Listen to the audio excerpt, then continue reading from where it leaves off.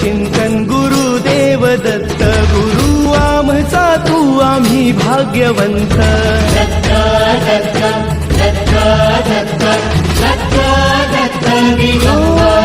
अवधूत चिंतन गुरुदेव दत्त गुरु आमचा तू आम्ही भाग्यवंत नसे जन्म मृत्यू नुरे काही खंत न प्रारंभ मध्य नसे काही अंत